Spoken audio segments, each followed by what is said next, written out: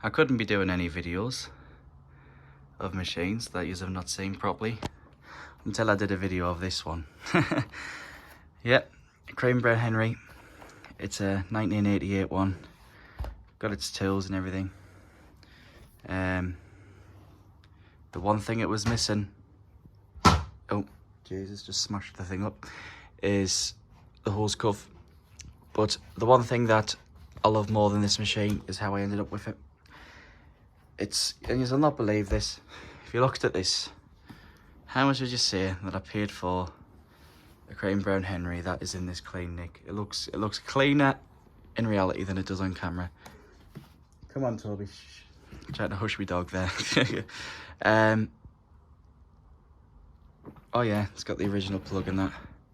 I'll let you know, looking at how immaculate these wheels is as well, that this was a £10 Craven Brown Henry. It is absolutely mental that this is a 10 quid machine. Look at that. Look at the wheels and everything. It didn't have a face on. I did put a face kit on. Give it a wonky eye, obviously. It's got the filter with the metal in it. Where's the... So I found that weird about this. It has metal in it there actually, for some reason. But the filter's a little bit mank. It did have like a really original paper bag in there. I really don't think this is seeing much use. So the story of how I came across this one was I was in a charity shop about an hour and a half or 2 hours away from my house. We sometimes go there, and I'm just in the shop, and I notice the door out the back's open, and I notice that this is sitting there on the floor. So I'm like, right, so I gotta ask the bloke, your old Craven Brown Henry out the back, is it for sale? He went, no mate, it's broken, I'm just gonna throw it away. And I was like, right, okay, well I'll buy it off you anyways. He was like, well if you want it, just give us a few quid for it. So I was like, okay then. So I was like, it's 10 quid okay? He was like, yep. I was like, excellent. So I walks away with this Craven Brown Henry that I was absolutely shocked by the condition and everything it was in. So I was getting it home thinking, right, what's wrong with it? Has the suppressor blown? You know, what? I'll show you what was wrong with it. I put this on just to keep everything so mint, because it's rare you see them in this condition. Like the wheels and everything. I just don't want to scratch it up anymore than it already is literally scratched. Right, hold on, I'll have to get this in the plug socket here. So I plugs it in at home and turns it on, and this is exactly what it sounds like.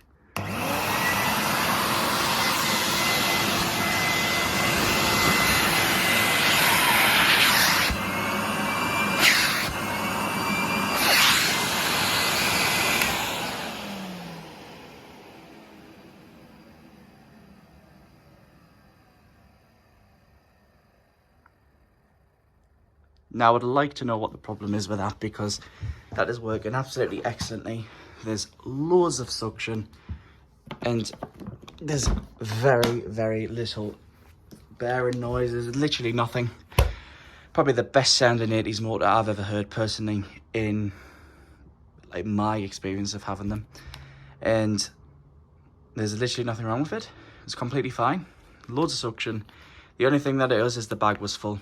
And if that was technically classed as broken, which I don't think it is, because he said, oh, I think there might be a bag full of rubbish in there. So I don't know why he was saying it was broken. He was just going to throw it in a skip. So anyways, I've opened it up and had to take the suppressor out. Suppressor was completely fine. Inside is absolutely immaculate. I couldn't find anything wrong with it. As I say, but it was missing this hose cuff. Well, obviously the brown one it was missing. I've just banged a black one on, but it was just the hose was pushed over the bent end, and that's the only thing I can say that was wrong with it. So he was going to throw this away, and there's plenty of people out there that would have went absolutely mental to have this. As I said, date stamp was it June 1988, so quite an early one as well. I've saved this one from the scrap. I cannot believe it.